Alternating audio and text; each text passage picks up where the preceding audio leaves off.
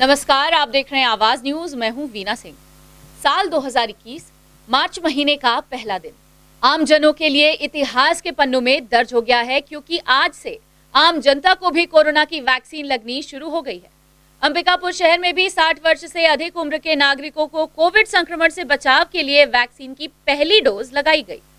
1 मार्च 2021 से Covid vaccination का दूसरा चरण शुरू हो गया है। टीकाकरण के दूसरे अध्याय से आम जनों को लाभ मिलने लगा है, जिसका अच्छा खासा उत्साह अंबिकापुर शहर में भी देखने को मिल रहा है। सुबह से ही नागरिक टीकाकरण केंद्र पहुंचकर कोरोना से बचाव के लिए टीका लगवाते नजर आए। प्रशासन ने शहर में आम नागरिकों के लिए 2 टीकाकरण केंद्र की स्थापना की है। इनमें एक शासकीय अस्पताल तो वहीं एक निजी अस्पताल को टीकाकरण केंद्र बनाया गया है। हालांकि पहले दिन निजी अस्पताल में किसी कारणवश टीकाकरण की शुरुआत नहीं हो सकी, जबकि पुलिस लाइन स्थित शासकीय चिकित्सालय में पहुंचकर डॉक्टरों की निगरानी में 60 वर्ष से अधिक उम्र के लोगों ने कोविड-19 वैक्सीन का लाभ लिया। वहीं कलेक्टर संजीव कुमार झा ने कहा कि रोजाना प्रत्येक केंद्र में 100 व्यक्तियों को कोरोना की वैक्सीन लगाने का टारगेट तय किया गया है। पहले दिन जिन व्यक्तियों को कोरोना की वैक्सीन लगाई गई, उनमें किसी भी प्रकार का साइड इफेक्ट नहीं दिखा।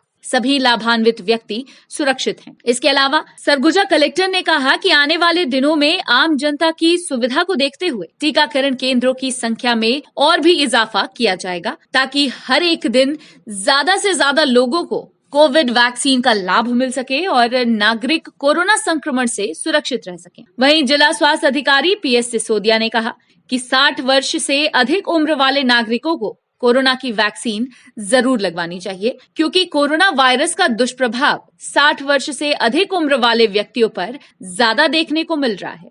कोविड वैक्सीनेशन का सेकेंड राउंड जो है आज से शुरू हुआ है, जिसमें 60 इयर्स प्लस के जो सीनियर सिटीजन्स हैं उनका वैक्सीनेशन हो रहा है, और प्लस जो 46 से 59 के जो लोग हैं कोमोर्बिडिटी वाले, उनका वैक्सीनेशन का चल रहा है। तो यहाँ पर जहाँ हम लोग खड़े हैं, ये हमारा पुलिस हॉस्पिटल है, जिसको आज से पब्लिक के लिए, सीनियर सिटीजन्स के वैक्सीनेशन के लिए किया गया है। और हम लोगों का आज का टारगेट है कि 100 लोगों को वैक्सीनेट करना है, जिसमें से अभी जब मैं आपसे बात कर रहा हूँ तो 76 लोगों का वैक्सीनेशन हो गया है, और सभी अभी तक ठीक है, अच्छे से है।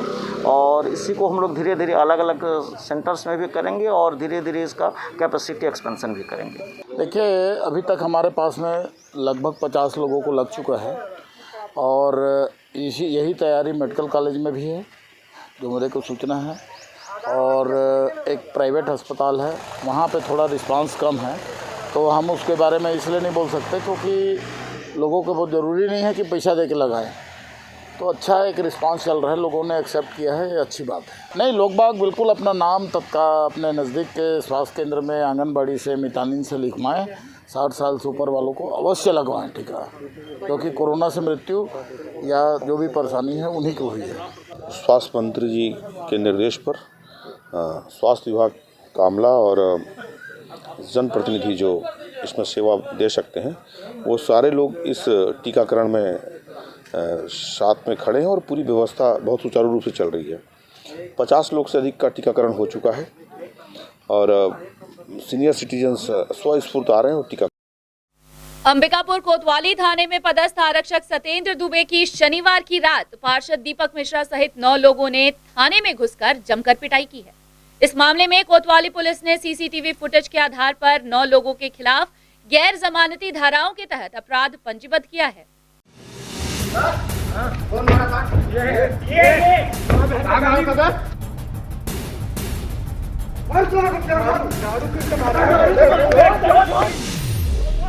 अंबिकापुर शहर में इन दिनों राजनीतिक संरक्षण प्राप्त गुंडों की तूती बोल रही है। अब ये गुंडे जनता की सुरक्षा में तैनात पुलिस कर्मियों को पीटने से भी नहीं डर रहे, और डरे भी कैसे। इन गुंडों को प्रदेश के एक कद्दावर मंत्री का संरक्षण जो मिला है। चलिए आपको आगे बताते हैं राजनीतिक संरक्षण प्राप्त गुंडों के गुंडागर्दी की लाइव कहानी। ये नजारा है अंबिकापुर कोतवाली थाना क्षेत्र का, जहां शनिवार की देर रात ड्यूटी पर तैनात पुलिस कर्मी की कुछ लोग बेदम पिटाई करते नजर आ रहे हैं। इन्हें ना तो पुलिस का खौफ है और ना ही कार्यवाही का डर, बस ये आरक्षक को पीटने में लगे हुए हैं। वहीं मौके पर तैनात पुलिसकर्मी आरक्षक को बचाते दिख रहे हैं। सत्ता के नशे में मदमस्त ये गुंडे रुकने का नाम ही नहीं ले रहे, बस आरक्षक पर लात घूंसे बरसाते जा रहे हैं। चलिए आपको आगे बताते हैं पूरा माजरा क्या है।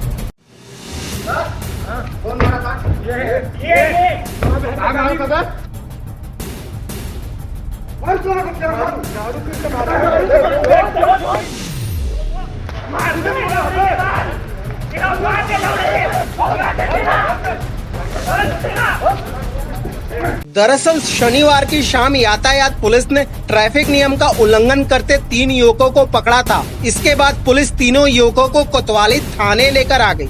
इस दौरान तीनों युवक कोतवाली थाने में जमकर हंगामा करने लगे। युवकों को हंगामा करता देख आरक्षक सत्येंद्र दुबे ने उन्हें हंगामा करने से मना किया। इसके बाद तीनों युवक तैश में आकर आरक्षक से विवाद करने लगे। पुलिस के लाख समझाइश के बाद तीनों युवकों का हंगामा शांत नहीं हुआ। इसके बाद उन्होंने अपने परिजनों को फोन कर थाने बुला लिया। मामला यहीं शांत नहीं हुआ, परिजन भी गाड़ी में भरकर थाने पहुंच गए और वाहन से उतरते ही बिना कुछ सोचे समझे परिजन सहित राजनीतिक संरक्षण प्राप्त गुंडों ने आरक्षक सत्येंद्र दुबे को पीटना शुरू कर दिया। यही नहीं, फिल्मी अंदाज में आरक्षक को जान से मारने और नौकरी से निकलवाने की धमकी देते हुए थाने से युवकों को अपने साथ लेकर चले गए। गुंडों की राजनीतिक धौंस को देख मौके पर मौजूद पुलिसकर्मी भी अपने साथी को बचाने के अलावा कुछ कर भी नहीं सके। बताया जा रहा है कि इस पूरे घटनाक्रम में प्रदेश के कद्दावर मंत्री के करीबी दीपक मिश्रा के मौजूदगी में 9 लोगों ने मिलकर आरक्षक सत्येंद्र दुबे की पिटाई की है। वहीं कोतवाली पुलिस ने इस मामले में दीपक मिश्रा सहित 9 लोगों के खिलाफ नामजद अपराध दर्ज किया है। बीते कल दिनांक को हमारे थाना में पदस्थ आरक्षक सत्येंद्र दुबे ड्यूटी पे तैनात थे।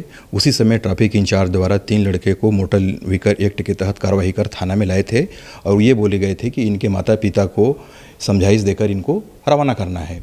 इस बात पर लड़के लोग नाराज़ हो गए।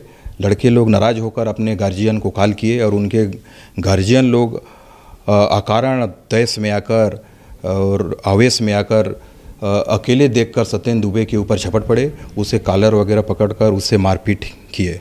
आरोपी लोग 2 गाड़ी में आए थे, उसमें 10 से ऊपर लोग थे, जिसमें कुछ लोगों की पहचान हो गई है और वीडियो फुटेज से उनकी पहचान की जा रही है।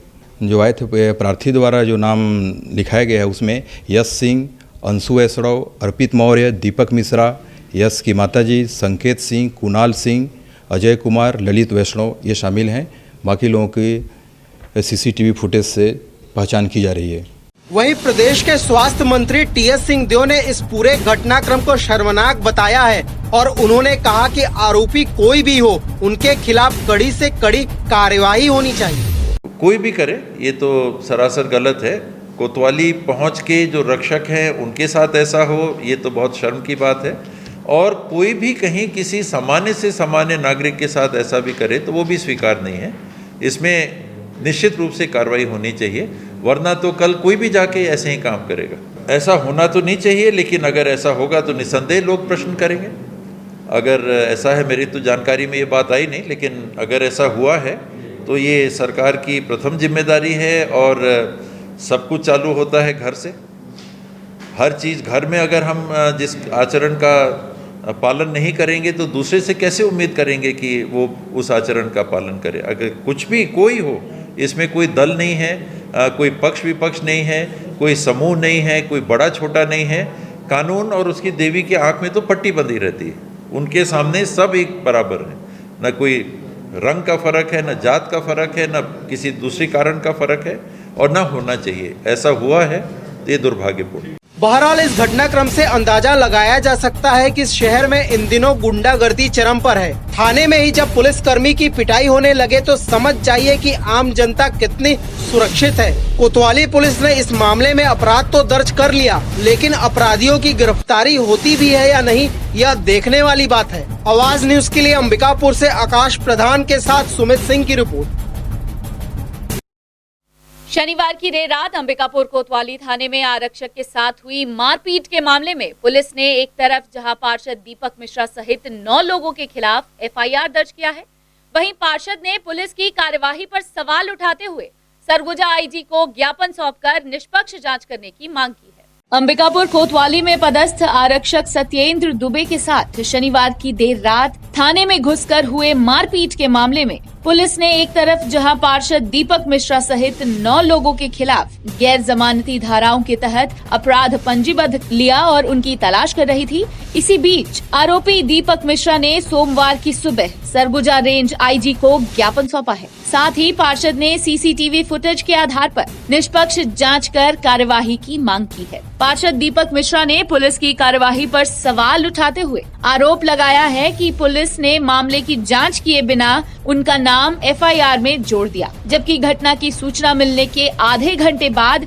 शनिवार की देर रात दीपक मिश्रा अपने साथियों के साथ कोतवाली थाने पहुंचा था। इस दौरान थाने में थाना प्रभारी भारद्वाज सिंह एवं सीएसपी एसएस पैकरा भी मौजूद थे।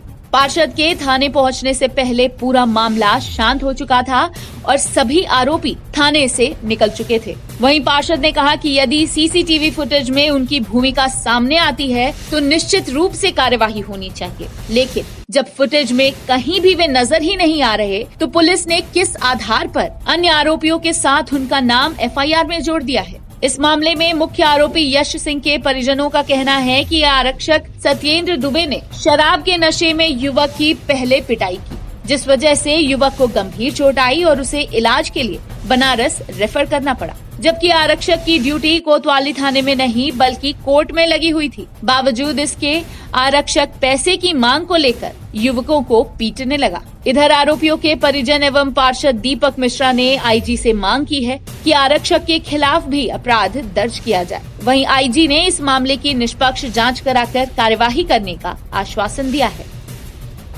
हम लोग अभी आईजी साहब से मिलने आए थे। ये शनिवार की घटना है। कुछ लोगों ने मेरे को करीब 9:45 बजे फ़ोन किया कि भैया हम लोग को थाने ले आए हैं और बहुत पुलिस वाले हमारे साथ मारपीट कर रहे हैं। तो करीब उनके फ़ोन के आधे घंटे 45 मिनट बाद मैं थाने पहुंचा तो लगभग कोई नहीं था वहाँ पे और 1-2 लोग बचे हुए थे। हम लोग सीएसपी साहब से, टीआई साहब से मामले का जानकारी लिए तो बताया कि ऐसा कुछ यहाँ पे हुआ था, हल्का फुल्का विवाद। दोनों को फिर समझाइश दे के छोड़ दिया गया और अगले दिन हम लोग सुन रहे हैं कि उन लोगों के साथ तो एफआईआर दर्ज हुआ है, उसमें मेरा भी नाम जोड़ दिया गया कि आपने भी मारपीट किया है, जबकि मेरे थाना पहुंचने के साथ हमारे साथ परवेज आलम भी थे, नाटा सोनी भी थे और 3-4 लोग अन्य हमारे साथ थे और हम लोग के पहुंचने के बाद कोई मारपीट या इस प्रकार की घटना ही नहीं हुई है। और ये जो घटना हुआ है उसमें मेरे ही परिजनों का वो है।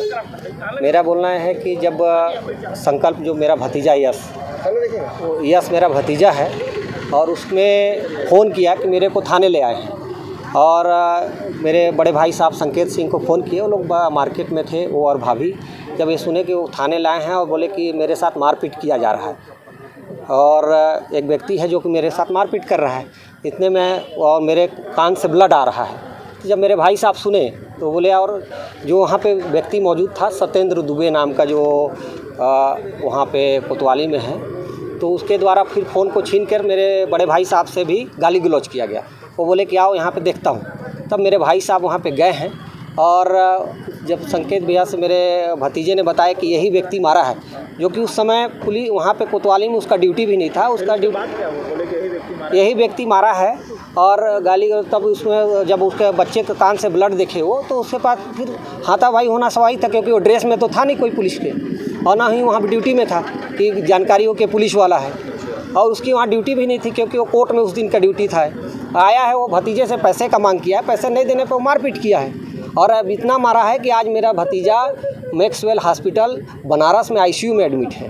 पिछले दिनों 27 तारीख को जो थाने में जो घटना हुई थी मारपीट की, उस संबंध में ज्ञापन देने आए थे और उनको मैंने आश्वस्त किया कि इसकी जाँच करेंगे। ये तो पार्षद हैं क्या दीपक मिश्रा और उनके साथी लोग आए थे। नहीं, अगर किसी को दिक्कत है, परेशानी है तो ज्ञापन दे सकते हैं उसको। कोई खबरों का सिलसिला जारी रहेगा। लौटते एक छोटे से ब्रेक के बाद।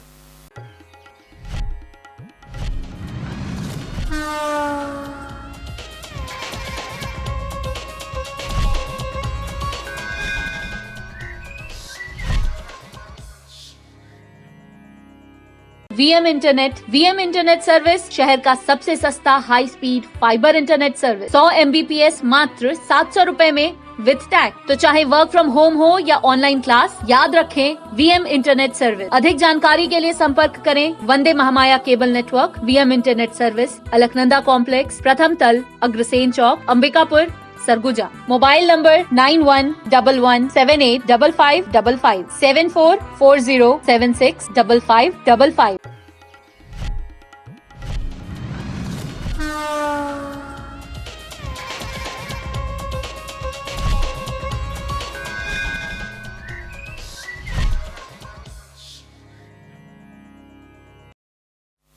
ब्रेक के बाद आपका स्वागत है।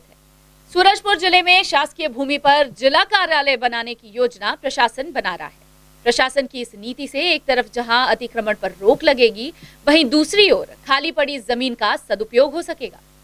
सूरजपुर जिले में शासकीय भूमि पर अवैध कब्जा धड़ल्ले से चल रहा है। आलम यह है कि शासकीय कार्यालय निर्माण के लिए प्रशासन अब जमीन की तलाश करने में जुटा हुआ है, जबकि जिला प्रशासन ने अतिक्रमण को रोकने के लिए एक नया पैंतरा अपनाया है। शहर में खाली पड़ी शासकीय भूमि पर जिला स्तरीय कार्यालय बनाने की तैयारी प्रशासन के द्वारा की जा रही है। दरअसल जिला मुख्यालय में शासकीय भूमि पर अतिक्रमण की वजह से कार्यालय निर्माण के लिए जमीन का टोटा है। ऐसे में प्रशासन अब खाली पड़े शासकीय भूमि को चिन्हांकित कर जिला कार्यालय निर्माण के लिए जमीन आवंटन की प्रक्रिया शुरू कर रहा है। साथ ही राजस्व विभाग ने आवंटित भूमि के लिए संबंधित विभाग को आवाक कराने का निर्देश जारी किया है। वहीं आवंटित भूमि पर दर्जनों सूचना बोर्ड लगाए गए हैं। सूचना बोर्ड लगने के बाद अधिकारी मान रहे हैं कि उक्त भूमि पर अतिक्रमण होने से रोक लगेगी। वहीं आवंटित भूमि पर अतिक्रमण करते पकड़े जाने पर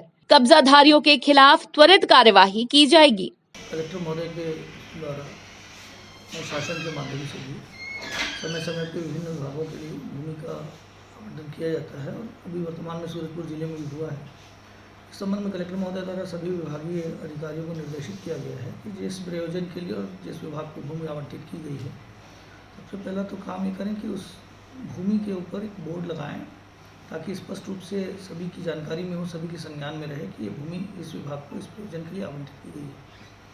साथ ही साथ विभागों को ये भी निर्देशित किया गया है कि जितना जल्दी हो सके उन जमीनों को बाउंड्री वॉल के माध्यम से सुरक्षित किया जाए। राजस्व के अमले को भी निर्देशित किया गया है कि ऐसी भूमियों पर किसी भी प्रकार का अतिक्रमण होने की यदि कोई संभावना है तो उसको तत्काल रोक।